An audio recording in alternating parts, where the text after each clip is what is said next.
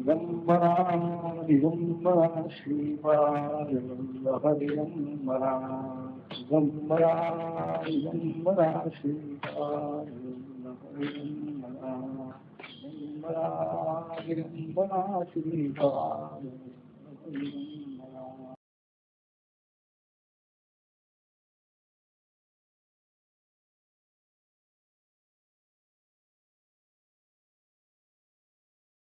जिज्ञासू म्हणून आणखी प्रल्हादजींनी हे विचारल्यानंतर नारद सांगता हसले थोडे अवधूत. म्हणाले, बाबा तू मोठा भगवत भक्त आहेस, तू आता विचारलंस म्हणून माझा अनुभव मी कसा वागतो, माझं काय वर्तन आहे, आचरण आहे, तुला सांगतो म्हणाले. तृष्णया भववाहिन्या योग्य कामई रघुरया कर्माणि कार्यमाणोहम नाना योनिषु योजिता. कितीही प्रयत्न करून अर्थार्जन केलं, विषयभोग घेतले तरी मनाची तृप्ती कधीही होत नाही. अशा व्यवहारामध्ये आसक्त झालेल्या माणसाचे विचार, त्यांचे कार्यकारण भाव हे प्रल्हादजींनी मांडले. आता नित्य तृप्त झालेला महात्मा, त्याची बुद्धी कशी आहे? दोन बुद्धिवाद आहे. संसारी लोकांचा एक बुद्धिवाद प्रल्हादजींनी मांडलेला, प्रयत्न कर्म केल्याशिवाय धन मिळणार नाही, खाण्यापिण्याची सोय होणार नाही, शरीर राहणार नाही, हे ज्ञानी महात्मे सांगतात. यांचा बुद्धिवाद वेगळा आहे. मी म्हणाले कर्म करत नाही, हे पाहून करत नाही, विचाराने सोडलेला आहे कर्म.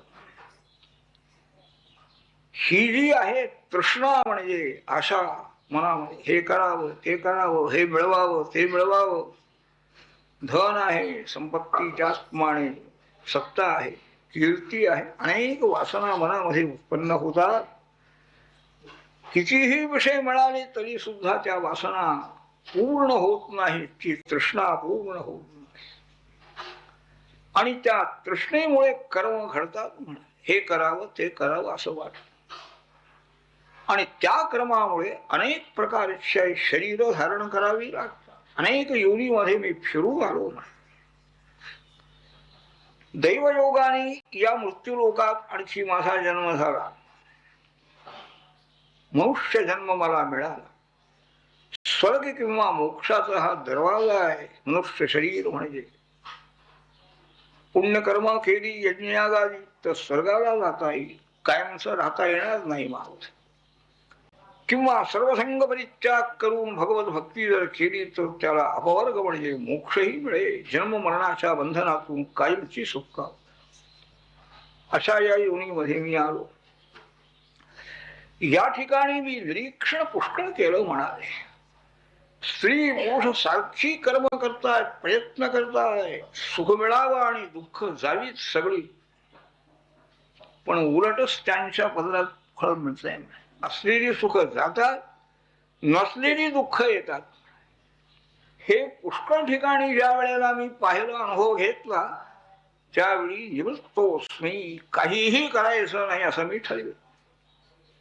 पण ठरविलं म्हणजे मनामध्ये कोणतीही तृष्णा राहिलेली नाही. हे त्याचं माठीमागचं कारण आहे. काही करायचं नाही असं ठरविलं तरी कोणीही तसा राहू शकत नाही. नाही कश्चित क्षणमपि जातुतिष्ठ चकर्म करत भगवान सांगितलं आहे अर्जुनाला. युद्ध करणार नाही तू म्हणतोय, तुला करावं लागेल. कोणीही कर्म त्याग करू शकत नाही. त्रिगुणात्मक सृष्टीमध्ये बांधला गेलेला आहे. अवधूत सांगतात, मी सगळं सोडून दिलं म्हणा. लोकांना कर्म करून प्रयत्न करून इच्छेप्रमाणे फळ पदरात पडत, पण हे सोडून दिलं याचा अर्थ मनामध्ये कोणतीही तृष्णा राहिली नाही. हे मुख्य कारण आहे. मग आपल्याला हे शरीर इतकं चांगलं कसं राहिलं? कसं? प्रयत्नाशिवाय द्रव्य नाही, द्रव्याशिवाय खाण्यापिण्याची व्यवस्था नाही, भोग विषय भोग नाही, मग शरीर चांगलं कसं? सुख मिळालं पाहिजे ना. सुख मिळालं म्हणजे शरीर चांगलं राहतं. त्याचं उत्तर देत आहेत अवधूत दत्तात्रेय. सुखम अस्य आत्मनो रूपम सर्वे हो परतिस्तनु. मनस्संस्पर्शयान दृष्ट्वा भोगान स्वस्यामि संविशन. सुख सुख म्हणून जे समजलं जातं म्हणाले ते सुख खरं म्हणजे आत्मरूप सुख आहे. आत्माच आनंद रूप आहे. स्वतःच मी आनंद रूप आहे हे ज्या वेळेला मला समजलं त्यावेळेला प्रयत्नाने द्रव्य मिळवायचं, त्यांनी सुख मिळवायचं. द्रव्य म्हणजे सुख नाही, सुखाचं साधन म्हणून समजलं गेल्यामुळे द्रव्य मिळवण्याकरता प्रवृत्ती होती. बाह्य सुखाची इच्छा आहे. विषयेंद्रिय संबंध झाला म्हणजे सुख मिळतं. ते सगळे विषय मिळविण्याकरता कर्म केलं पाहिजे, ते सुख मिळालं पाहिजे अशी तृष्णा मनामध्ये असते. पण सुख म्हणजे खरं मी स्वतःच आनंद रूप आहे. नाथांच्या घरची उलटीच खूण पाण्याशी लागली तहान. नाथ महाराज सांगताय तहान लागल्यानंतर तहान शांत होण्याकरता पाणी पिलं म्हणजे झालं. पाण्यालाच तहान लागली तर दुसऱ्याची तृष्णा तहान शांत करणारं पाणी ते म्हणालं मला तहान लागली आहे, त्याची तहान कशी जायची कशी? तुला तहान नाही बाबा. आपण स्वतः सुखरूप आनंद रूप असताना विषयांच्या मध्ये सुख आहे ते मिळविले पाहिजे, त्यांचा संग्रह केला पाहिजे. तो किती काही ठरत नाही आहे. कार्यकारण भाव जरी ठरविला, विषयाशिवाय विषय संबंधाशिवाय सुख नाही. विषय किती संपादन करायचे हेच निश्चित नाही आहे. वाढत जातो, तृष्णा वाढत जाते. मृग त्याला तहान लागली, दुपारीशी वेळ आहे, हरणाला तहान लागली. समोर सूर्य किरण पडलेले आहेत लांब मैलभर आणि ते किरणामध्ये पाण्याचा अभाव झाला. पाणी आहे, धावत निघाला हरी. रस्त्यामध्ये एका ठिकाणी झाडी होती आणि तिथं जलाशय होता, पाण्याने भरलेलं एक हे आहे तलाव. पण त्याच्यावर शेवाळ आलेला आहे पाण्यावर. हा त्याच रस्त्याने गेला, पाहिलं त्याने इथं काही पाणी नाही म्हणून. आणि समोर दिसणारं जे आहे मृगजळ त्याला जल म्हणून दिसत. तिथपर्यंत आला, पुन्हा त्याच्या पुढे एक मैलभर तसंच दिसायला लागलं. पाणी कितीही फिरला पळाला तरी पाणी मिळालं नाही. तशी स्थिती झाली आहे. आनंद रूप आपण असताना तो आनंद आवृत झालेला आहे. अज्ञानेन आवृतम ज्ञानम तेन मुह्यन्ति जंतवः भगवान सांगताय. आणि त्यामुळे बाहेर सुख आहे, विषयापासून सुख मिळणार आहे, त्याकरता प्रयत्न केला पाहिजे. अहोरात्र अशी समूत होऊन प्रयत्नाकडे लागतो आहे. सर्व ही प्रयत्न व्यर्थ होऊन प्रयत्नाप्रमाणे त्याच्या पदरात सुख पडत नाही. दुःख तरी जात. किती दुःख आहे, आध्यात्मिक दुःख आहे. शरीरामध्ये व्याधी उत्पन्न झाल्यानंतर होणारी दुःख, मनाच्या विरुद्ध गोष्टी घडल्यानंतर मनामध्ये उत्पन्न होणारी मानसिक दुःख, त्याला आध्यात्मिक दुःख. ती चालूच आहे, एक ना दोन काहीतरी असत. भौतिक दुःख आहे, अतिवृष्टी झाली, अनावृष्टी झाली, टोळधाड आली, धान्य गेलं, असे प्रसंग आहे. काही देवता कोपाने होणारी दुःख आहे. भूकंप झाला, अमुक झालं तमुक झालं वगैरे. अशी एका पाठीमागे एक कोणची ना कोणची दुःख ठरलेली आहेत म्हणा. त्याचा प्रतिकार करता येतो का म्हणाले, हा कोण विचार करणार. धनाकरता तुम्ही आणखी सांगता प्रल्हादजी, पण धनार्जन करणारे लोक सुखी आहेत का मी पाहिलं म्हणाले. नाही, कोणी सुखी. पश्यामि धनिनाम क्लेशम लुब्धानाम अहितात्मनाम भयात अरब्ध निद्राणाम सर्वतो हि विशंकिनाम.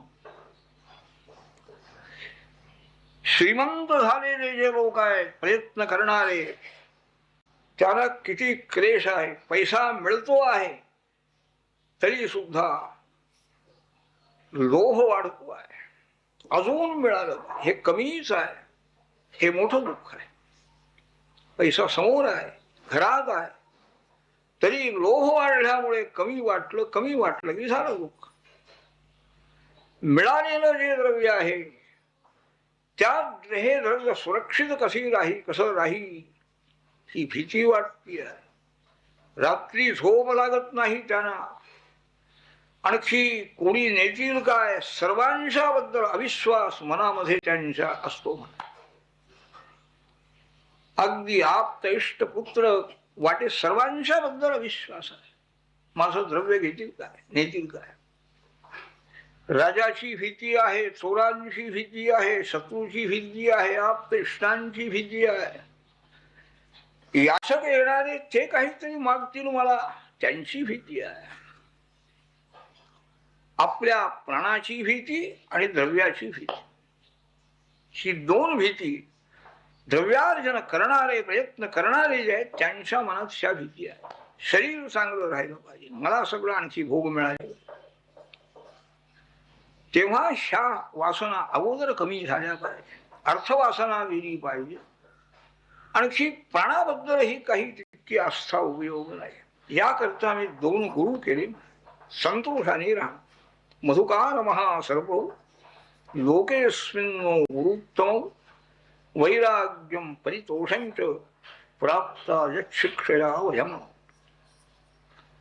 मधमाशा आणखी अजगर दोघांना गुरु केलं. मधमाशा पुष्कळ आणखी फुलावर हिंडतात, रस गोळा करतात, एक मधाचं पोळं तयार करतात, मध साठवतात, संग्रह करतात. म्हणाले पुष्कळ संग्रह. स्वतःही भोग घ्यायचा नाही, दुसऱ्यालाही द्यायचं नाही. त्यामुळे त्यांची अवस्था शेवटी कोणीतरी येतो, त्यांनी साठवून ठेवलेला सगळा मध घेऊन जातो. त्या अंगावर आलं तर त्यांना मारून टाक. म्हणजे संग्रहापेक्षा वैराग्य हे चांगलं म्हणाले. इच्छा जर केली नसती तर संग्रहाकरता प्रयत्न कसा केला असता. आणि सर्व संग्रह जातो, त्यामुळे पुन्हा दुःखामध्ये निराश व्हावं लागेल. त्यामुळे त्या मधुकाराचं हे प्रयत्नवाद जो पाहिला मी, त्यामुळे नको, इच्छाच नको. इच्छा करून प्रयत्न करायचा आणि मिळवायचं आणि ते जायचं, काय उपयोग. त्यानंतर इच्छा करायची नाही तर मग आपल्याला सर्व व्यवस्था कशी होणार. राहायला पाहिजे घर, त्याचप्रमाणे अन्न वस्त्र सगळं पाहिजे. तर त्याच्याकरता अजगराला गुरु केले. संतोष जो आहे तो काही प्रयत्न करत नाही, पडवून राहिलेला असतो अजगर. जवळ कोणी आल्यानंतर त्याला घेतो आहे, शुभा शांत करतो आहे, नाही तर स्वस्थ पडून राहतो. त्याच्यापासून मी संतोषाचं शिक्षण घेत. मूल कारण आणखी निराळच आहे. आनंदरूप मी आहे हे प्रत्यक्ष समजून आल्यामुळे प्रवृत्तीच बंद झाली, तृप्ती झालेली आहे. दुःखाची काही प्रसंगच नाही आहे. संग्रह केल्यानंतर तो कोणीतरी नेला तर दुःख होणार. कशाला संग्रह नाही, प्रयत्न नाही, आनंद मिळालेला आहे. हे प्रथमपासूनच अगदी सगळी ही स्थिती आहे. कार्यकारणभाव यांचा वेगळा आहे. व्यवहारामध्ये प्रयत्न करत नाही म्हणजे मी मनापासून काही करत नाही, कारण हा आमचा कार्यकारण भाव अनुभव सिद्ध झालेला आहे. प्रयत्नाचं फळ पदरात पडत नाही. तर त्याकरता मी मनाची भूमिका अशी बनवलेली आहे. अन्न एखाद्या वेळेला थोडं मला मिळतं, तेही मी घेतो. एखाद्या वेळेला भरपूर अगदी पोटभर मिळतं, तरी त्यावेळेलाही संतोष आहे.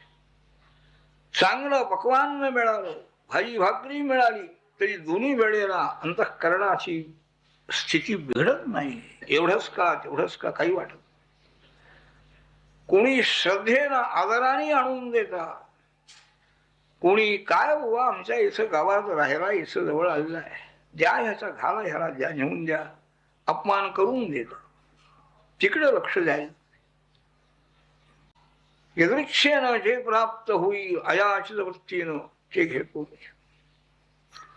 वस्त्राबद्दल उत्तम भरभरीची वस्त्र, रेशमी वस्त्र मला एखाद्या वेळेला कोणीतरी देतात, त्याच्याबद्दलही काही वाटत नाही. एखाद्या वेळेला वल्कर वस्त्र मिळतही नाही, वल्कर धारण करावी. दिष्टभूक तुष्टही रहम हे सांगतायत अवधूती. जे काही पूर्वीच संचित असे, कर्म केलेलं असे, त्या कर्माचं जे फल मिळतं आहे त्याला सामोरं जाणं, संतुष्ट राहणं, हे मी ठरवलंय. मनाला ही शिकवण दिली आहे. आत्ता मी इथं झाडाखाली पडलोय म्हणाले जमिनीवर, असा मी एखाद्या वेळेला जमिनीवरही पडून क्वचित प्रासाद पर्यंती परी कशी बहुवा परीक्षया.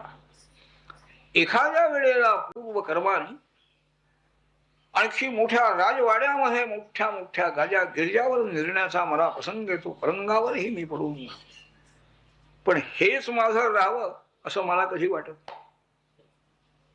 अरण्यामध्ये जाऊन पडण्याचा प्रसंग आला तरी ते सुख गेलं, राजवाड्याचं जो बरं होत हे कधी नाही.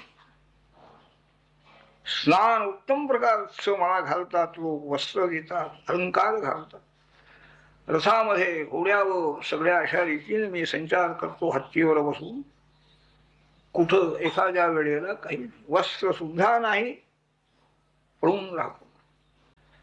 ही शरीराची जी स्थिती आहे पूर्व कर्माप्रमाणे, हे सगळे सिद्धांत पक्के झालेले आहेत ज्ञानी मनुष्याचे. हा एक बुद्धिवाद विचार करण्यासारखा आहे.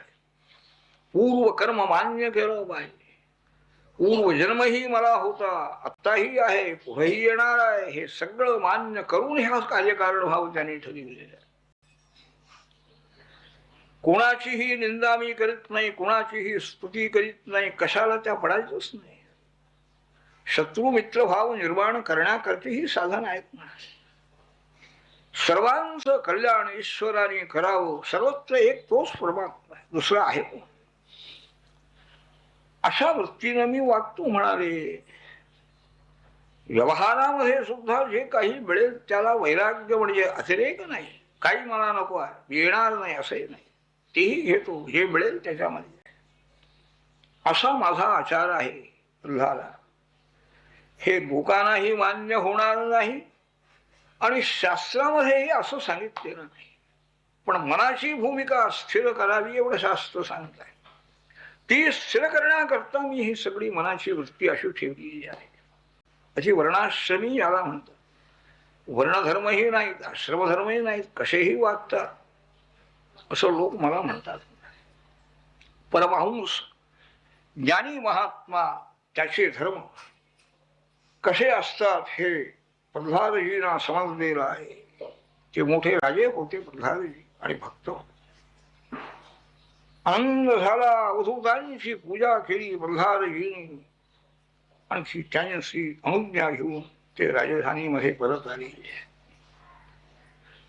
धर्मराज विचारतात नारदा, आमच्यासारखे गृहस्थ जे आहे यांनी कसं आचरण करावं हे आम्हाला सांग.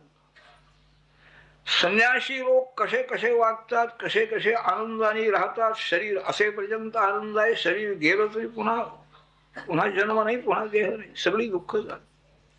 शरीर असलं तरी सुद्धा दुःख त्यांना होत नाहीत. सर्व ही आणखी मान्य करण्याची सवय मनाला झालेली आहे. दुःखाची स्थिती ही मान्य आहे, सुखाची स्थिती ही मान्य आहे. सुख अधिक व्हावं अशी ही इच्छा नाही, दुःख गेलं पाहिजे असेही नाही. जाणार आहे, सगळं जाणार आहे, हा सिद्धांत पूर्ण पक्का आहे. दुःखही कायमचं राहणार नाही, पण सुखही कायमचं राहणार नाही हे मात्र मनाची तयारी होत नाही. सुख मिळाल्याबरोबर आणखी जास्तीत जास्त आपण सुखी आहोत. माझ्यासारखा कोणी अहंकारात विकार वाढतो ते नाही. सुखेषु विगतस्पृहा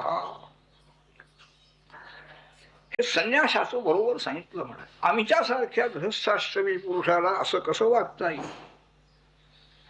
नारद सांगताय, धर्मराज गृहेषु अवस्थितो राजन क्रिया कुर्वन् गृहोचिदाः वासुदेवार्पणं साक्षात उपासीत महामुनी. गृहस्थाश्रमी पुरुषाला कर्मत्याग करता येत नाही. अनेक कर्म आहेत. सकाळी उठल्यापासून संध्याकाळपर्यंत अनेक प्रकारची कर्मशास्त्राने सांगितलेली आहेत. जबाबदारी आहे, पत्नी आहे, पुत्र आहेत, आप्त इष्ट आहेत, समाजाचं कार्य आहे, सगळीकडे त्याला लक्ष द्यायला पाहिजे. त्याने कर्म करायची. आपल्या गृहस्थाश्रमाला योग्य जे काही कर्तव्य कर्म आहे ते त्याने करायचं, पण ईश्वरार्पण बुद्धी ठेवावी, म्हणजे तो त्यातून मुक्त. श्रेष्ठ महात्मे जे आहेत, ज्ञानी महात्मे, त्यांची संगती करावी, त्यांची सेवा करावी. भगवंताच्या दिव्य कथा, दिव्य लीला त्यांनी ऐकाव्या श्रद्धेनं, आणि सत्संगतीच्या योगाने स्त्री, पुत्र, आप्त, इष्ट, सर्व आणखी क्षेत्र, वित्त, सर्व ठिकाणचा जो संग आहे, आसक्ती जी आहे ती कमी करण्याचा प्रयत्न. सोडायचं नाही, पण मानसिक आसक्ती कमी करायची. आसक्तीमुळे भीती उत्पन्न होती. हे राहील कसं, राजा येईल काय, कुणाचा छापा येईल काय, ही भीती आसक्तीमुळे उत्पन्न. सर्व ही ईश्वराचा आहे, ही ईश्वरार्पण बुद्धी आहे. ही जर खरी पक्की झालेली असेल तरही काही नाही, भीती नाही. त्याचप्रमाणे आणखी एक नारद सांगताय, पुष्कळ आप्त इष्ट मंडळी ही आपली आहे. आई बाबा आहेत, मुलं आहेत, बंधू आहेत, मित्र आहेत. जे जे सांगतील ते लोक, अशी सगळी आपली मंडळी, त्यांची जी जी इच्छा असेल, जे जे ते आणखी बोलून दाखवित असतील, शानुमोदेत निर्ममः, त्या सर्वांना अनुमोदन देण्याचा एक अभ्यास चांगला आहे. तुमचं म्हणणं योग्य आहे, काय व्हायचं ते क्रमाने होईल म्हणा, म्हणजे आग्रह उपयोग नाही. आग्रहरहित बुद्धी जर ठेवली, तो जर अभ्यास झाला तर संसारी मनुष्यालाही काही दुःख होणार नाही. जे जे काही द्रव्य आहे त्या द्रव्याचा उपयोग जो आहे, आपण त्याचा भोग घ्यायला हरकत नाही, परंतु हे सगळं त्यांनी करावं. अधिक संग्रहाचा प्रयत्न करू नये. आपलं पोषण झालं तेवढंच आपलं आहे, अधिक मिळालं पाहिजे. नुसतं ठेवण्याकरता काय करायचं. तो स्वतः मालक असून तो चोर ठरतो म्हणाले. साम्यवाद नवीन आत्ता आलेला नाही आहे आणि कायद्याने तो सिद्ध होणार नाही आहे. हा साम्यवाद आहे खरा. अधिक संग्रह करणारा स्तेन म्हणजे चोर आहे असं शास्त्रकार म्हणतात. हे कुणी वाचलेलं आहे, कुणी समजून घेत. सर्व ही प्राणी केवळ मानवाबद्दलच दया आहे असं नाही, मानवाला सहाय्य करणार असं नाही. पशु पक्षी सर्वही आपलेच आहे.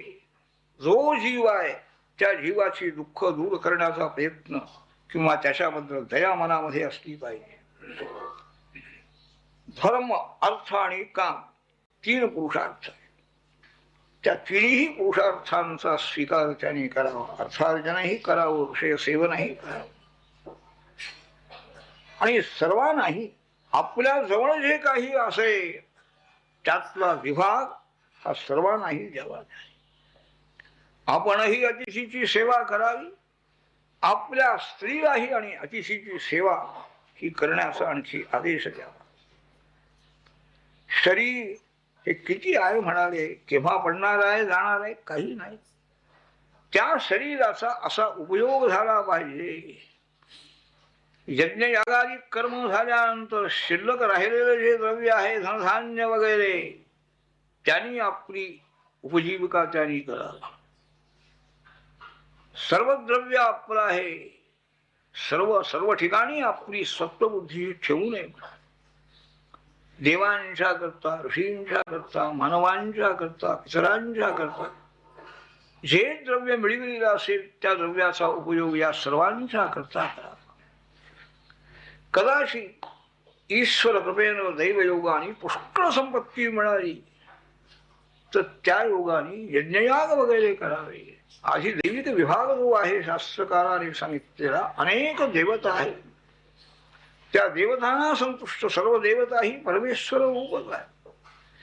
त्यांच्या संतोषाकरता अग्निहोत्र करणं, दशपूर्णमास याग करणं, सोमयाग करणं, असे अनेक याग सांगितले. अग्नीच्या द्वाराने सर्व देवतांना आविर्भाग मिळतो, परमेश्वरालाही तोच भाग मिळतो आहे. यानंतर गृहस्थाश्रमी पुरुषावरती दुसरी एक जबाबदारी आहे, देवता तृप्त होण्याकरता अशी कर्म करावी. वेदोक्त कर्म आहे, स्मार्त स्मृतीने सांगितलेली कर्म आहे, ती करावी. दुसरा एक विभाग म्हणजे पितरांचा विभाग आहे. ज्या गोत्रामध्ये आपण उत्पन्न झालेलो आहोत ते जे ऋषी आहे किंवा आपले पूर्व पिता पितामह प्रपितामह हे सगळे हे पूर्व हे देवता स्वरूपामध्ये विलीन झालेले आहे. तेव्हा भाद्रपद कृष्ण पक्षामध्ये त्यांच्या तृप्ती करता आणखी त्यांनी श्राद्ध वगैरे करावे. पुष्कळ श्राद्धाचे काल आहे. देवभक्तीप्रमाणे पितृभक्ती करावी, ती वाढावी, म्हणजे त्यांच्या आशीर्वादाने त्यांच्या कल्याण चिंतनाने आपलं कल्याण होत आहे. म्हणून पितरांच्या करता ही श्राद्ध ही एक दिवशी आपण करतो, ती सुद्धा झालं तर नाही तर नाही, विसरून राहिलं तर राहिलंच आहे. दक्षिणायन सुरू झालं, उत्तरायण सुरू झालं की त्या दिवशी श्राद्ध करायला सांगितलं.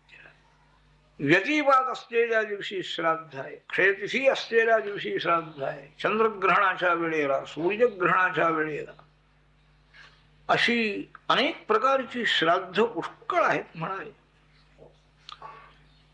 तर या दिवशी आपल्या पितरांचे आशीर्वाद प्राप्त व्हावे, कृतज्ञता बुद्धीने श्राद्ध कर्म करायचंय. श्राद्धाला काय अमुक इतकंच झालं पाहिजे असंही नाही आहे, पुष्कळ त्याच्यातही बरेच प्रकार आहेत, यथाशक्ती सगळं आहे. तर अशा पवित्र दिवशी स्नान करणं, जप करणं, दान करणं, देवद्विजांचं पूजन वगैरे करणं, पितरांचं वगैरे, हे सगळं ही पुण्य संपादक आहे. त्यानंतर आता तीर्थयात्रेचंही सांगताय. गृहस्थाश्रमी पुरुषाला तीर्थयात्रा आहे, संन्यासी तर नेहमीच फिरत असतो. सवयी पुण्यतमो देश सत्पात्रम यत्र लभ्यते विश्वम भगवतो यत्र बिंबम भगवतो यत्र सर्वमेत चराचरम. तीर्थ म्हणजे काही अशी ठरलेली आहेत असं नाही म्हणाले. अत्यंत श्रेष्ठ महात्मा ज्या ठिकाणी आहे, ज्या देशामध्ये, तेच तीर्थ आहे, पुण्य देश तो आहे. भगवंताचं स्वरूप आहे, सर्व चराचर विश्व भगवत स्वरूपच आहे. अमुक स्थान चांगलं आणि अमुक स्थान वाईट असं नाही म्हणाले. ज्या ठिकाणी तपस्वी महात्मे, भगवत भक्त महात्मे राहत आहेत, हरीच्या मूर्ती वगैरे, शिवलिंग वगैरे असे ज्या ज्या ठिकाणी असेल त्या देशामध्ये आणखी जावं, पूजन वगैरे. गंगाजी नद्या ह्या ज्या प्रांतामध्ये वाहतात, पुष्कराजिक सरोवर आहे, कुरुक्षेत्र आहे, गया आहे, प्रयाग आहे, नैमिषारण्य आहे. त्याचप्रमाणे प्रभास क्षेत्र आहे, वाराणसी आहे, मथुरा आहे, बिंदू सरोवर आहे, नरनारायणांचा आश्रम, हे सगळी पवित्र स्थान आहे. त्या पवित्र स्थानामध्ये जाऊन आपलं कल्याण होण्याकरता म्हणून त्यांनी अर्चन करावं, दान करावं, जपजाप उपासना ही त्या ठिकाणी करावी म्हणाले. अशी पवित्र स्थान म्हणजे तीर्थयात्रा ही आणखी याला सांगितलेली आहे. गृहस्थाश्रमी पुरुषाने आणि यथाशक्ती हेही करावं. कर्मनिष्ठा तपोनिष्ठाबरे पितरांचं अर्चन करण्याकरता आणखी थोडस सांगता येणार.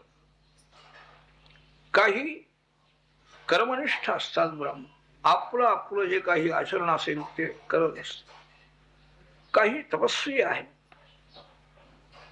वेदाध्ययन करणं, वेद प्रवचन करणं अशा ज्ञानामध्येच निमग्न झालेले काही असतात. ज्ञाननिष्ठाला बोलावून आणखी श्राद्ध विधी वगैरे करावा म्हणाले. देवस्थानी 2 ब्राह्मण अथवा पितृस्थानी 3 ब्राह्मण हा एक प्रकार आहे, अथवा दोन्हीकडे एक एक ब्राह्मण म्हणजे 2 ब्राह्मणांना बोलावून श्राद्ध करता येईल. पुष्कळ संपत्ती आहे तरी श्राद्धाच्या वेळेला जास्ती विस्तार नाही.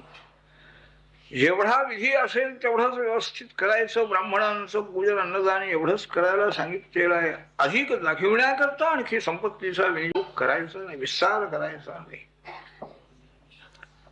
योग्य देशामध्ये, योग्य काळामध्ये आणखी अन्नदानही करायला सांगितलेलं आहे. म्हणजे धान्य जे आहे त्या धान्याचंच अन्न बनवून ते द्यायला सांगितलेलं आहे. अन्नाचा विभाग देव ऋषी पितर सर्व प्राणी मात्र आपण स्वतः आपले लोक ह्या सगळ्यांच्या करता अन्नाचा विभाग सांगितलेला आहे. मांस जे आहे ते श्राद्धाच्या वेळेला किंवा इतर वेळेलाही आणखी मांसाहार करू नये. हे ऋषींचं धान्य जे आहे, धान्याने जितकं आणखी परमेश्वराला प्रीती आहे तशी प्रीती पशुहिंसेने हिंसा करून आणखी मांस ग्रहण आणि प्रीती नाही. अहिंसा हा मोठा धर्म आहे. सद्धर्म पुण्य ज्यांना पाहिजे आहे त्याची हिंसा कधीही करू नये. असे आणखी पुष्कळ हे आहे. अधर्माचे 5 प्रकार सांगतायत नारद महर्षी.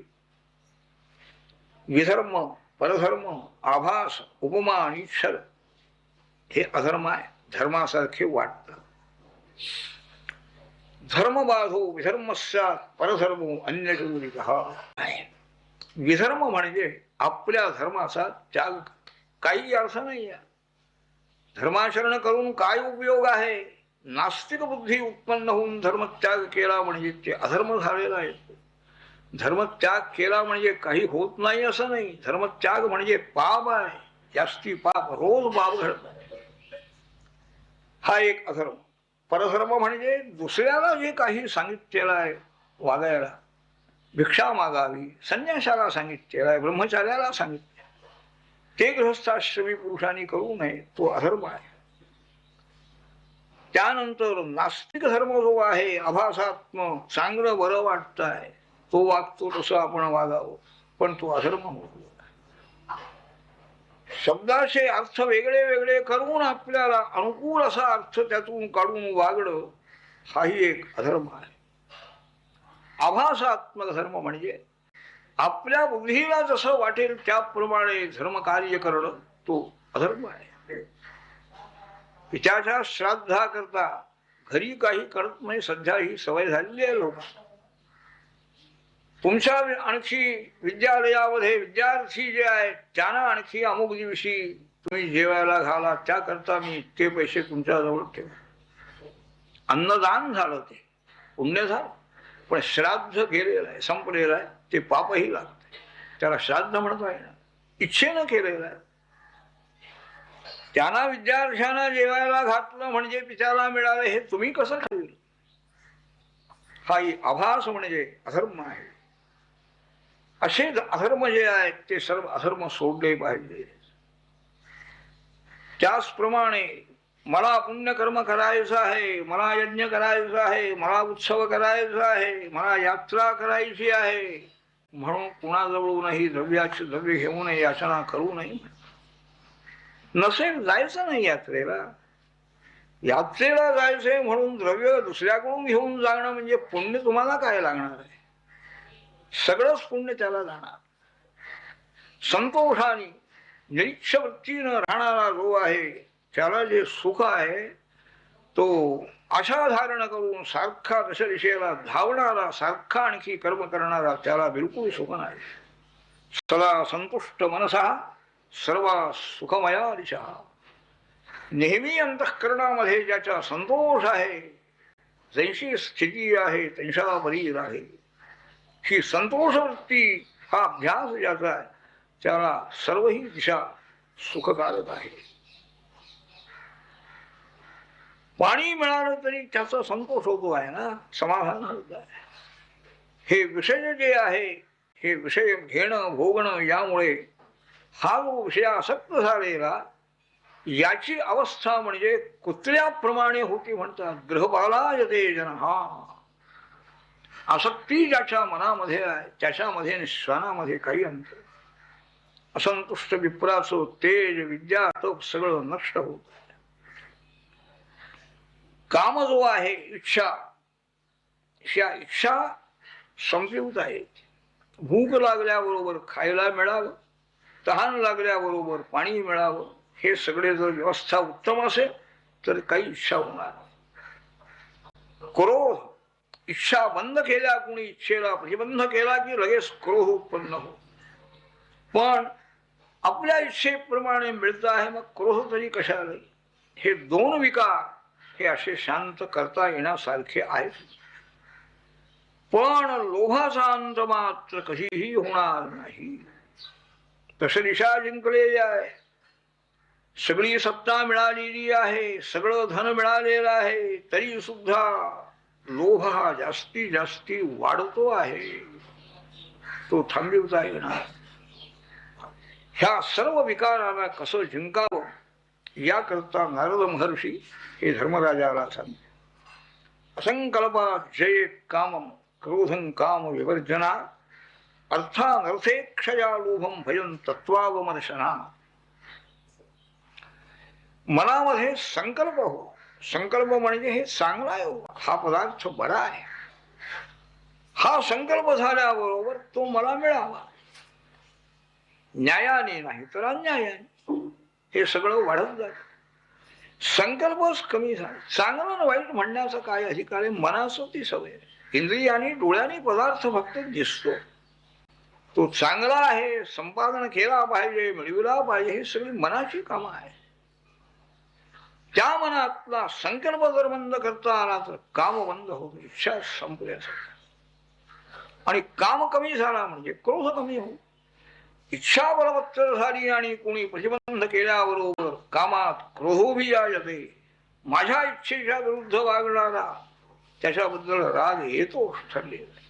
काम कमी झाल्यानंतर क्रोधही कमी होतो. लोभाचंही त्यांनी निवारण करण्याचं साधन सांगितलं. अर्थानर्थे क्षया लोभम.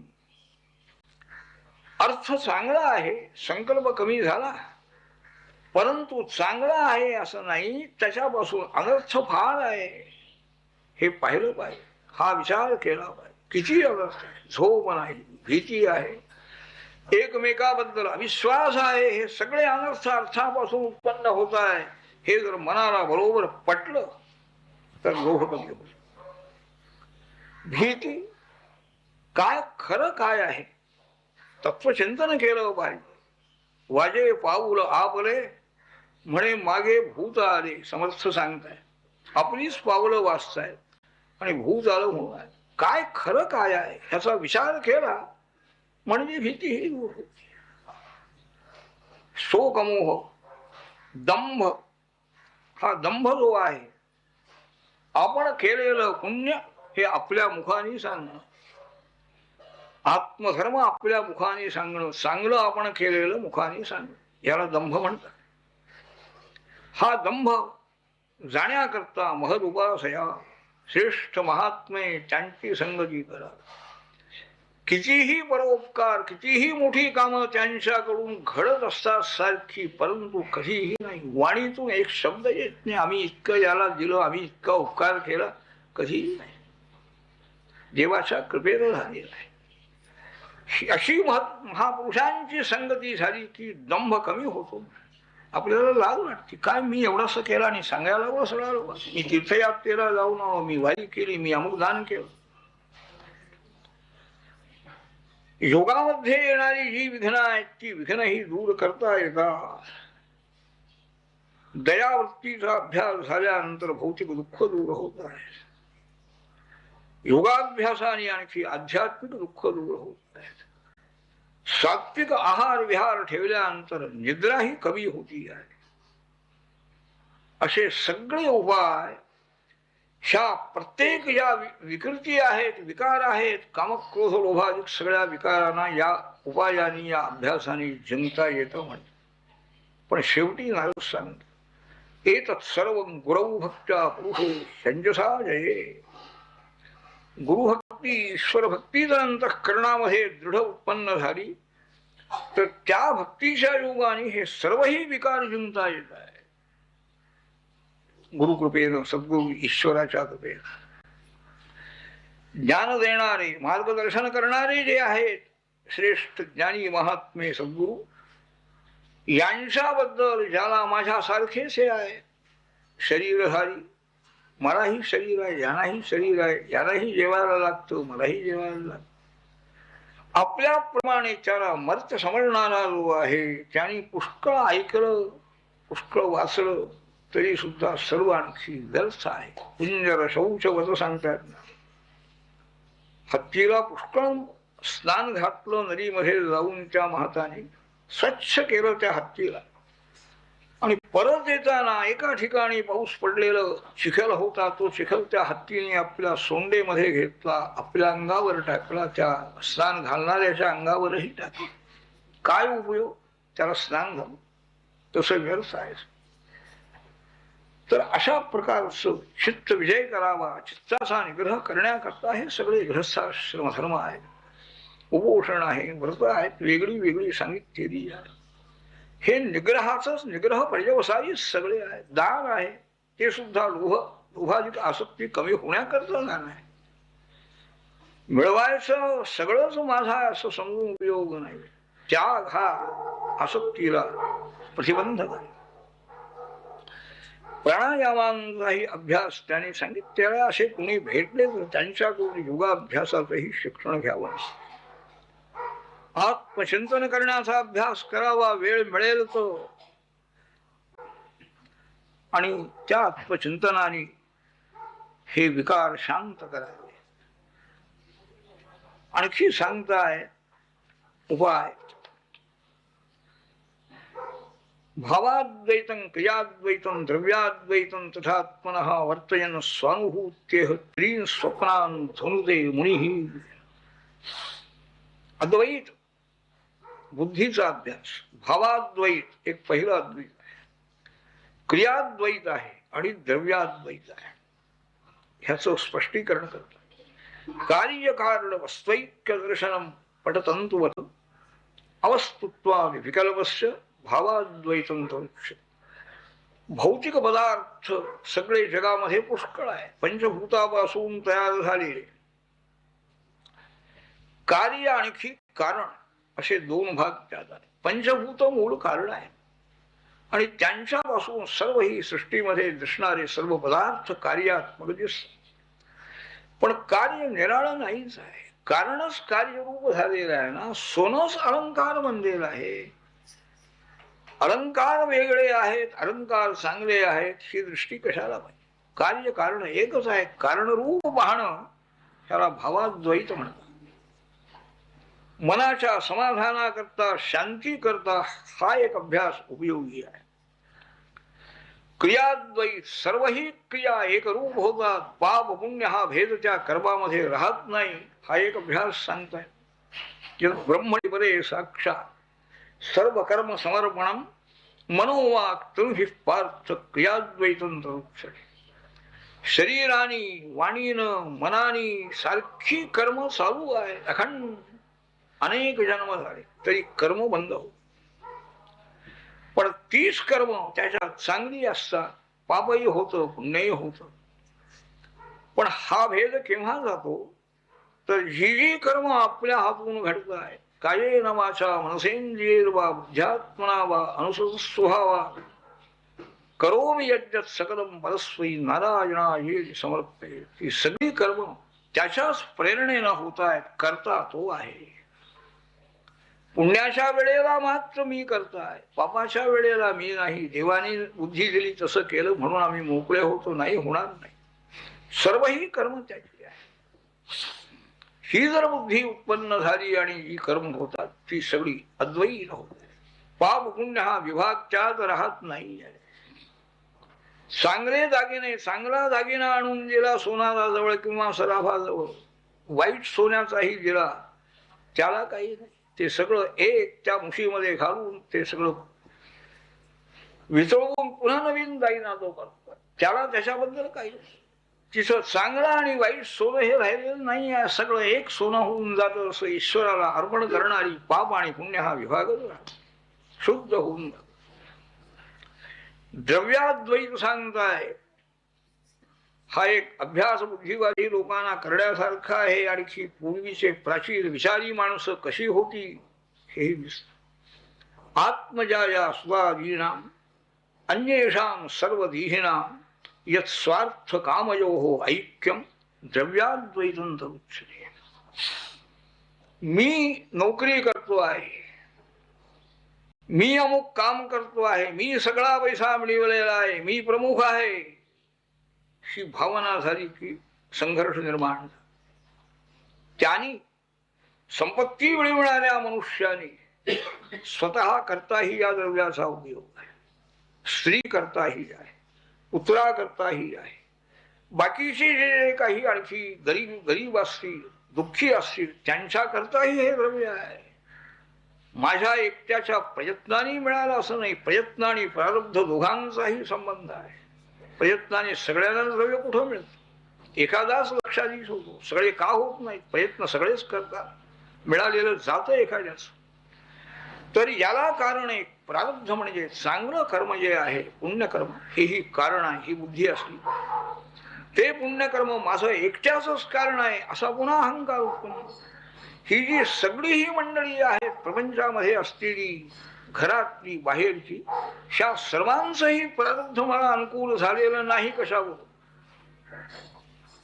त्याकरता ह्या द्रव्याचं स्वामित्व म्हणा, याचा विनियोग सर्वांच्या करता व्हायला पाहिजे. ही जर मनामध्ये बुद्धी उत्पन्न झाली तर त्याप्रमाणे आणखी विनियोग कायद्याने होणार नाही. हे द्रव्याद्वैत भावना मुद्दाम करायला सांगितलेली आहे शास्त्रकारांनी. गृहस्थाश्रमी पुरुषाला आहे, द्रव्य मिळवणारा तो आहे. त्याने ही भावना ठेवली तर आणखी सर्व समाजाचं कार्य, राष्ट्राचं कार्य आपोआप होऊन जात आहे. अशा रीतीनं या तीन अद्वैता भूमिकेचा, अद्वैत वृत्तीचा अभ्यास झाला, त्याचं फल सांगताय. त्रीन स्वप्नान धुनुते मुक्ती, संसारातून तो मुक्त झाला. जागृती, स्वप्न आणि सुषुप्ती या तीन अवस्थेच्या पलीकडे जाऊ गेलेले. तीन अवस्था म्हणजे संसार आहे. चौथी अवस्था समाधी अवस्था आम्हाला माहितीच नाही आहे. तीन अवस्थेमध्येच आपण दमल्यानंतर रात्रीच्या वेळेला झोप आहे, स्वप्नावस्था आहे, निद्रा आहे, गाढ स्वप्न, पुन्हा जागृती आहे. याच्यामध्येच आम्ही पडलेलो आहोत. त्याच्यापेक्षा पलीकडची अवस्था प्राप्त होण्याकरता द्रव्याची आसक्ती कमी करावी, सर्वांचं समाधान करावं. त्या समाधानाने सुद्धा पुष्कळ आणखी आपला अनुकूल वृत्ती, अनुकूलता निर्माण होती आहे. त्याकरता अनुमोदन देण्याची बुद्धी गृहस्थाश्रमी पुरुषाने शिकावी. हे आधीच सांगितले नारदांनी. संघर्ष करू नये, आग्रह करू नये, आग्रह धरू नये. आपल्या मनाने ठरवलेलं तेच योग्य आहे हे कशावरून आहे? अनुमोदन देताना त्यांचंही बालादपि सुभाषितम, ही भारतीय संस्कृती आहे. लहान मुलांनी सांगितलेलं असे सुद्धा मान्य करण्याची तयारी पाहिजे. मग दुसरा एखादा त्यागी जर असला आपल्या राष्ट्राचं कार्य करणारा, त्याच्याबद्दलही आणखी आत्मीयता का असू नये? हा एक मानसशास्त्र हे स्वतंत्र आहे भारतीयांचं. त्या शास्त्राचा पूर्ण विचार करा. आणखी बुद्धिवाद कोणचा योग्य आहे ते विचाराने ठरवता येईल. नारद सांगतात, धर्मराज एतैरन्यैश्च वेदोक्तैर्वर्तमान सकर्मभिः गृहेपि अस्य गतिमियायात राजंस्तद् भक्तिवान नर. गृहस्थाश्रम स्वीकारून राहणारा जो आहे त्याने याप्रमाणे वागावं. आणखी शास्त्राने सांगितलेली जी आहे, श्रेष्ठ महापुरुषाने जसं मार्गदर्शन केलेलं आहे त्याप्रमाणे वागणारा जो आहे तो आपल्या गृहस्थाश्रमात राहून सुद्धा संन्यासाला जी गती मिळते त्याला प्राप्त, संन्यास न घेता भगवत भक्तीच्या प्रवाहात. तुमचं उदाहरण आदर्श घेण्यासारखं आहे. नारद सांगताय, नारद स्वतः ब्रह्मचारी आहेत, संन्यासीच आहेत, पण या पांडवांची आणखी प्रशंसा करते.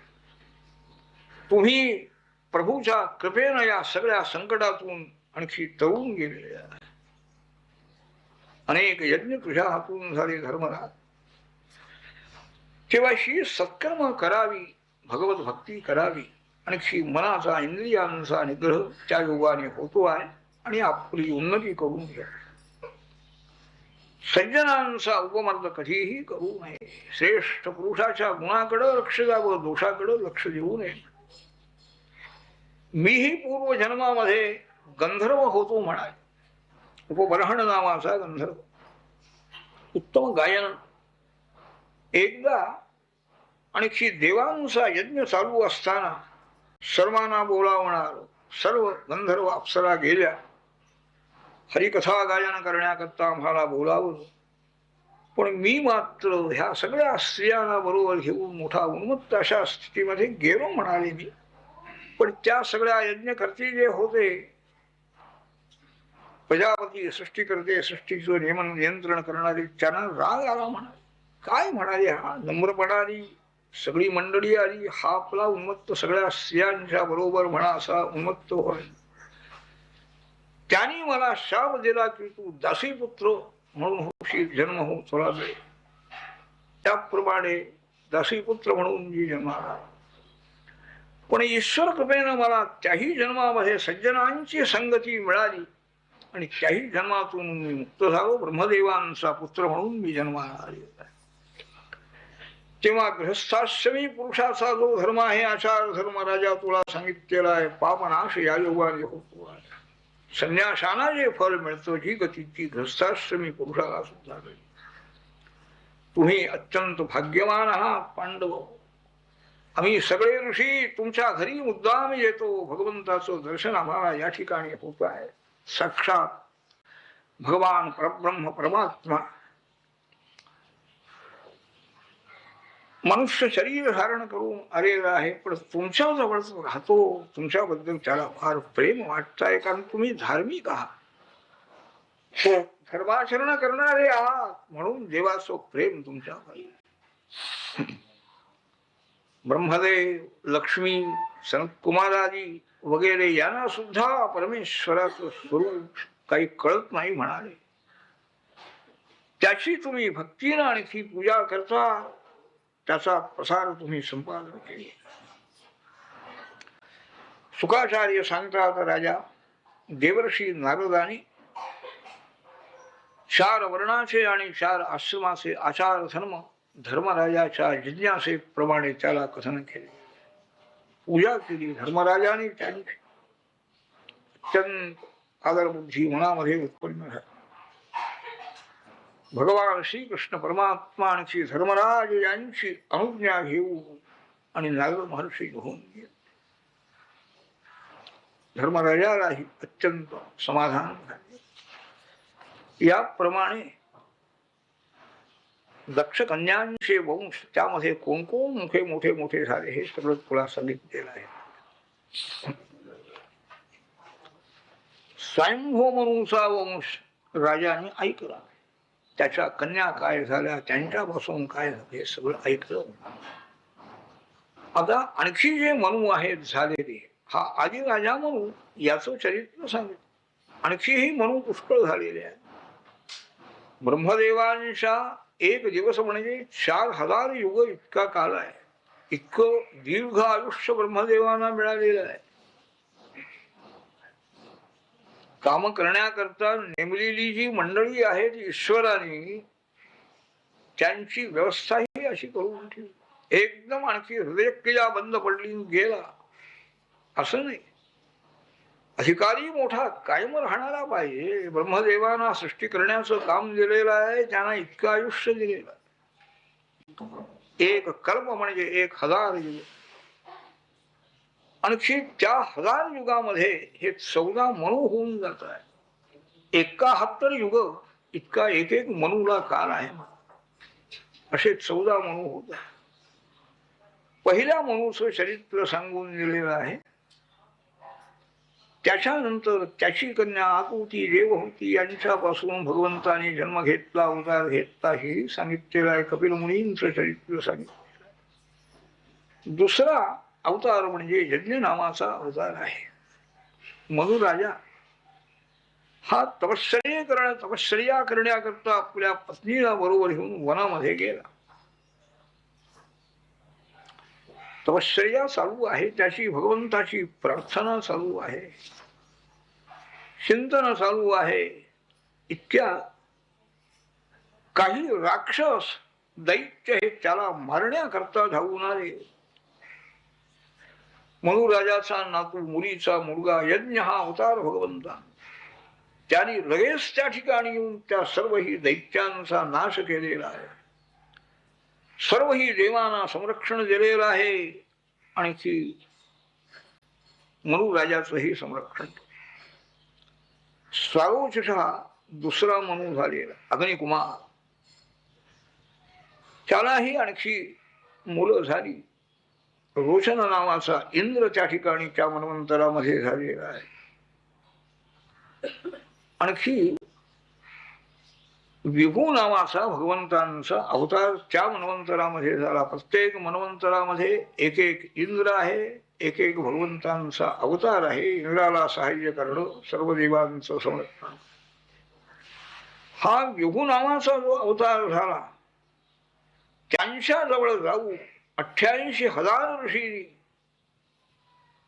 ब्रह्मचर्य व्रत कसं आहे, ब्रह्मचर्य म्हणजे काय आहे, त्याचं फल काय आहे, त्याचं साधन काय आहे, स्वरूप काय आहे, हे सगळा अभ्यास केला. ब्रह्मचर्य म्हणजे यज्ञ आहे. हा सगळा अभ्यास त्यांच्या जवळ केला. तिसरा मनु उत्तम नावाचा आहे, प्रियव्रताचा पुत्र. वसिष्ठाची 7 मुलं ही ऋषी त्यावेळेस. प्रत्येक मन्वंतरामध्ये 7 ऋषी वेगळे वेगळे आहे.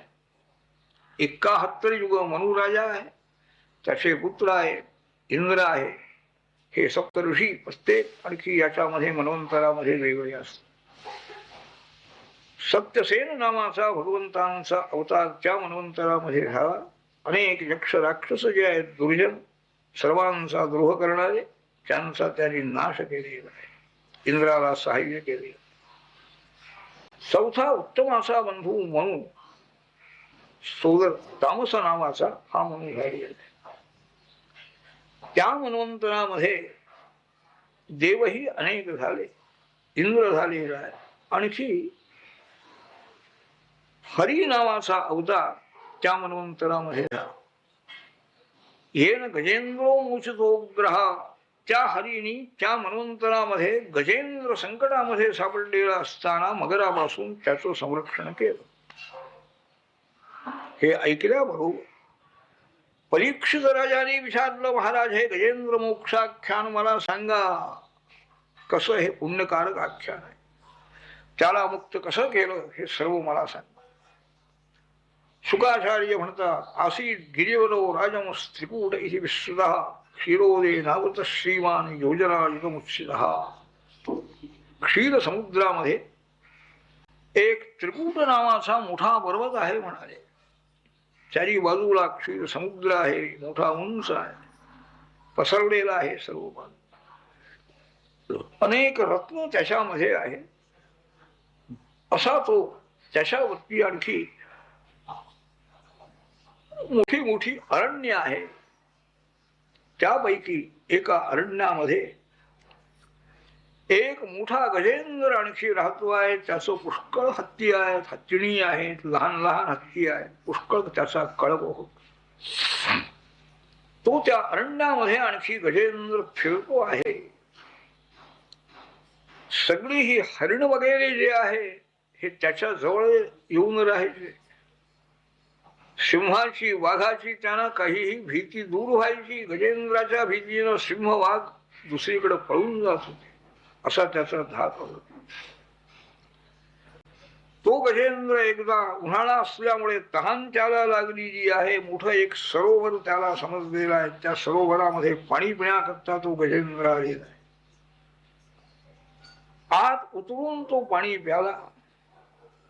पाणी प्याल्यानंतर वर यायचं, तिथंच पाण्यामध्ये राहू, आपल्या सोंडेमध्ये पाणी घ्यावं आणि तीरावर उभे राहिलेले हत्ती, मुलं लहान हत्ती, स्त्रिया वगैरे हत्तीणी स्त्रियांच्या अंगावर तो पाणी टाकायला लागला. काय संकट आपल्यावर आलेला इकडे त्याचं लक्ष गेलेलं नाही. त्याच सरोवरामध्ये मोठा एक ग्राह म्हणजे मगर राहत होता. हत्ती पाण्यामध्ये उभा आहे, सोंडेनं पाणी टाकतो आहे. त्या मगराने जाऊन एकदम त्याचा पाय आपल्या मुखामध्ये धरला आणि त्याला आत ओढायला सुरुवात केली.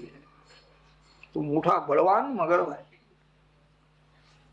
हत्तीनेही वर येण्याचा प्रयत्न चालू आहे. हत्तीही बलवान आहे, तो मगरही बलवान आहे. एखाद्या वेळेला हत्तीनं बरंच वर यावं, पुन्हा त्या मगराने त्याला आत ओढून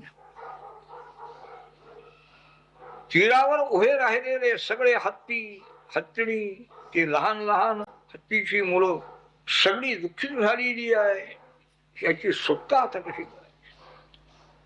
बाहेर येण्याचा प्रयत्न तो गजेंद्र करतो आहे, आज त्याला उडवून देण्याचा प्रयत्न तो नक्कल करतो आहे. किती काल गेला असेल राजा? समाहा सहस्रम व्यगमन महीपते. 1000 वर्षाचा काळ गेलेला आहे. दोघेही शक्ती संपन्न आहे. सर्व देवांना सुद्धा आश्चर्य वाटलं की काय आमचं बल आहे, सामर्थ्य. परंतु शेवटी गजेंद्र हा काही जलचर प्राणी नाही आहे, बाहेर राहणार आहे. त्याची शक्ती कमी कमी झाली.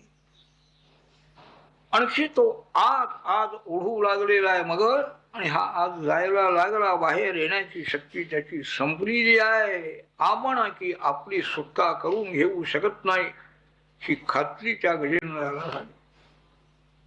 हे माझ्या बरोबर आलेले सगळे मित्र गज मोठे मोठे आहे, पण तेही मला मुक्त करू शकत नाही. हा मगर म्हणजे त्या सृष्टीकर्त्याचा पाशच आहे, मला आता घेऊन जाणार आहे. सर्व ही विश्वाला उत्पन्न करणारा, संरक्षण करणारा, सर्व सत्ताधीश जो आहे त्यालाच आपण शरण गेलो पाहिजे. तोच माझं संरक्षण करणारा समर्थ आहे. असा अत्यंत आर्त झालेला भक्त आहे, संकटामध्ये सापडलेला. त्यांनी भगवंताची स्तुती त्यावेळेला केली. मनामध्ये भगवंताचं स्वरूप आणलेलं आहे आणि तो स्तुती करतो. नमो भगवते तस्मै यत एतच्चिदात्मकं पुरुषाय आदिबीजाय परेशाय अभिधीमहि. भगवान श्रीहरी जो परमात्मा आहे, सर्वव्यापी, सर्व विश्वाला कारण असणारा, त्या परमेश्वराचं मी ध्यान करतो आहे, चिंतन करतो आहे, आवाहन करतो. संपूर्ण विश्व ज्याच्या अधिष्ठानामध्ये आहे, याच्या आधाराने आहे. सर्व लोकांना, सर्व विश्वाला उत्पन्न करणारा, संरक्षण करणारा, संहार पुन्हा उपसंहार करणारा असा तो परमात्मा आहे. त्याच्या कृपेनं मी या संकटातून मुक्त व्हावा असंही तो सांगतो आहे. त्यांनी माझ्यावर दया करावी आणि मला या मगराच्या पाशातून मुक्त करावे. तो अत्यंत दयाळू आहे, सर्वांचं संरक्षण करणारा आहे. जे या संसारामध्ये आसक्त झालेले लोक, त्यांना त्याची प्राप्ती होत नाही. मुक्त ज्यांचं चित्त आहे त्यांना त्यांच्या हृदयामध्येच तो परमात्मा प्रकाशित होतो आहे. त्याला माझा नमस्कार असो, अशी पुष्कळ स्तुती केली. परमेश्वराची स्तुती गजेंद्राने केली. पुनर्जन्म मानल्याशिवाय हे काही आपल्याला याचा विचार पूर्ण हो. हत्तीनं स्तुती कशी केली, आणि ही अशी स्तुती. सर्व विश्वाला जो आधार आहे, सर्वांचं कार्य करणारा, सर्वव्यापी, सर्वज्ञ, हे ईश्वराचं स्वरूप जाणून तो करतो आहे. म्हणजे गजेंद्राला ही बुद्धी कशी उत्पन्न. त्यांनी अशी स्तुती केल्यामुळे देवगुणी आले नाही. प्रत्येकाला आपल्या नावाचा, रूपाचा अभिमान आहे. माणसालाच आहे असं नाही, देवा नाही आहे, कारण देव ही जीवच आहे. त्यांना वाटलं आपल्याला कुठे याने बोलावलेलं आहे, ते आले असते तर ते याला मुक्त करू शकले असते. आम्हाला बोलावलं नाही म्हणाले, आम्ही कशाला जायला पाहिजे. यांनी सामान्य आणखी आवाहन केलं. सर्वांचा आणखी सर्वव्यापी राहणार, सर्व स्वरूपी जो परमात्मा आहे त्यांनी मला मुक्त करा. मग सर्वरूपी, सर्वात्म स्वरूप असणारा परमात्मा श्रीहरी गरुडावर बसून ते आलेले आहेत, आकाश मंडळामध्ये आले. मगराने त्या गजेंद्राला आत घेतलेला आहे. आता बुडून जाणार गजेंद्र. इतक्या आकाश मंडळामध्ये भगवान श्रीहरी आलेले पाहिले. त्या सरोवरामध्ये असलेलं कमल आपल्या सोंडेनं घेतलं त्याने, आणखी नारायणाला अर्पण केले. नारायणा अखिल गुरु भगवन नमस्ते. शेवटचा नमस्कार जेव्हा मी आपल्याला करतो आहे, हे कमल पुष्प आपण घ्या. लगेच भगवंताने त्याला उचलून वर ठेवलं. गजेंद्राला उचलल्याबरोबर तो मगरही वर आला. त्याचे पाय झडला होता. तीरावर ठेवलं आणि सुदर्शन चक्राने त्या मगराचा नाश केला. गजेंद्रालाही भगवंतांचा हस्तस्पर्श झाल्यामुळे तोही त्या हत्तीच्या जन्मातून मुक्त झाला आणि विष्णुदूताचं स्वरूप त्याला प्राप्त झाले. तो मगरही त्या जन्मातून मुक्त झाले. तो गंधर्व होता पूर्वी, कुहू नावाचा. त्याने सांगितलं, देवा, पूर्वी एकदा आणखी ऋषी स्नान करीत असताना त्या ऋषींना मी पाण्यामध्ये जाऊन पाय ओढले त्यांचे, त्यांच्या नौकातोंडातून पाणी गेलं. त्यांनी मला शाप दिला की तू मगर होशील. त्या शापातून आपण मला मुक्त केलेला आहे. गजेंद्रही मुक्त झालेला आहे. त्या गजेंद्राला बरोबर घेऊन भगवान श्रीहरी वैकुंठ लोकाला गेलेला आहे, असं हे आख्यान आणखी यांनी निवेदन केलेलं आहे. त्याच्या पुढं रैवत मन्वंतर आहे. पंचमो रैवतो नाम मनु, तामसाचा बंधू. त्याही वंशामध्ये, त्याच्याही मन्वंतरामध्ये वैकुंठ नावाचा अवतार भगवंतांनी धारण केलेला आहे. आणि त्यांनीच लक्ष्मीच्या इच्छेप्रमाणे वैकुंठ लोकाची रचना केली. वैकुंठ लोक म्हणतात, पण वैकुंठ हे परमेश्वराचं नाव आहे, त्याच्यामुळे वैकुंठ लोक असं नाव. त्यांनी काय काय केलं. सनत कुमाराने येऊन जय विजयाना शाप दिला. त्या वैकुंठ रूपी भगवान विष्णूने सनत कुमारांनाही आश्वासन दिलं आणि 3 जन्माने पुन्हा ते जय विजय आले. हे पूर्वी त्यांचं चरित्र राजा सांगितले. 6वा मनू चाक्षुष नावाचा आहे. या चाक्षुष मन्वंतरामध्ये इंद्र झालेला आहे. मंत्रद्रुम नावाचा सप्तऋषीही त्या ठिकाणी आहे. आणखी संभूती नावाच्या स्त्रीपासून, वैराजाची संभूती नावाची स्त्री, हिच्यापासून भगवंतांचा जो अवतार झाला तो अजित नावाचा अवतार झालेला आहे. त्या अजित परमात्म्याने देव दैत्यांना एकत्र करून समुद्र मंथन केलेलं आहे. समुद्र मंथन करीत असताना तो डोंगर याच्यामध्ये समुद्रामध्ये बुडू लागला. पुन्हा कूर्म रूप धारण केलं. आपल्या पाठीवर तो पर्वत घेतलेला आणि समुद्र मंथन करून अमृत प्राप्त करून दिलं देवाला. राजाने विचारलं, महाराज, हे समुद्र मंथनाचं जे आख्यान आहे, चरित्र आहे भगवंतांचं, ते आपण मला सांगा म्हणाले. ऐकायचं आहे. भगवंताची लीला कितीही ऐकली तरी मनाचं समाधान होत नाही. सांगा. सुख सांगतात राजा. देव दैत्यांशी लढाई नेहमी असायची. कुणाचा विजय व्हायचा, कुणाचा पराजय व्हायचा. पराजय झाल्यानंतर पुन्हा त्यांनी प्रयत्न करून पुन्हा लढाई करायची. एकदा देवांचा पराजय दैत्यांनी केलेला आहे. दुर्वास ऋषींचा शापही देवांना झाला आणि आपल्या गुरुना म्हणजे शुक्राचार्यांची सेवा करून बळवान झालेल्या दैत्यांनी देवांचा पराजय केला. निसत्व झाले सगळे, तेजोहीन सगळे देव झालेले. आणखी भगवान श्रीहरीची कृपा संपादन करावी म्हणून तिकडं गेले. देवाची प्रार्थना करताय. मेरू पर्वतावरती ब्रह्मदेवांच्या सभेमध्ये जाऊन त्यांनी सर्व वृत्तांत निवेदन केलं. मग ब्रह्मदेव त्यांना घेऊन आलेले आहे. आणखी भगवान श्रीहरीची स्तुती पुष्कळ ब्रह्मदेवानी केली आहे. ती मोठी स्तुती आहे. सर्वांना आणखी ज्याच्या कृपेनं आणखी पूर्ण संपन्नता सर्वांना लाभती आहे. सर्व ही एकंदर मोठी मोठी देवरूप काय, गंधर्व रूप काय, मानव सगळी रूप झालेला आहे. त्यांनी आमच्यावरती प्रसन्न व्हावं, आमची संकट दूर करावी. प्रसीदतान्नस्य महाविभूती, अशी मोठी स्तुती आहे ब्रह्मदेवानी केली.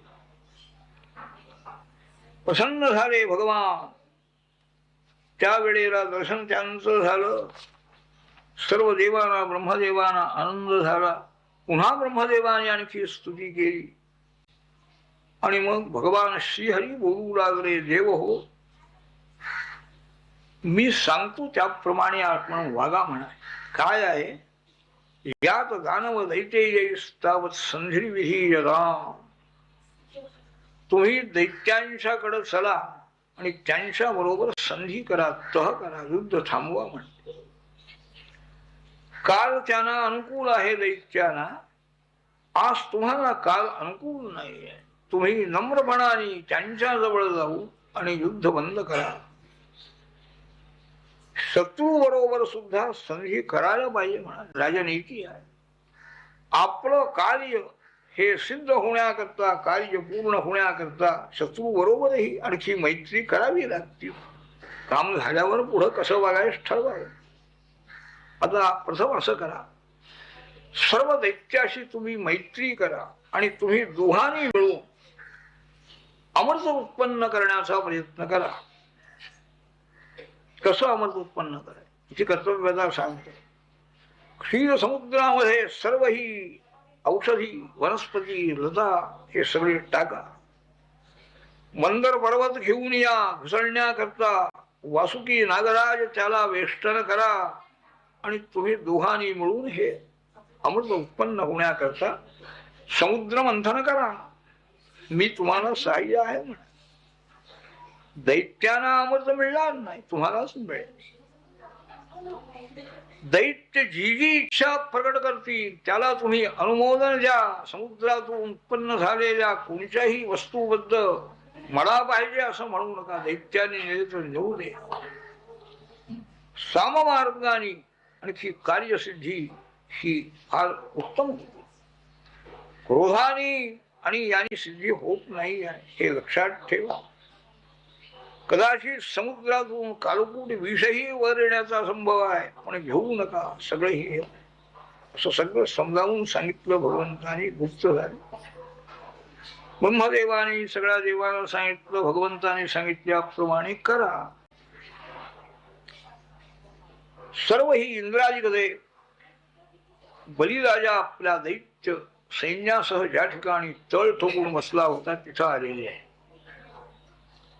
इंद्राजिक देवाना आलेले पाहिल्या बरोबर ते दैत्य एकदम उठले. बरं झालं म्हणा, कैद करूयाचा इंद्राला.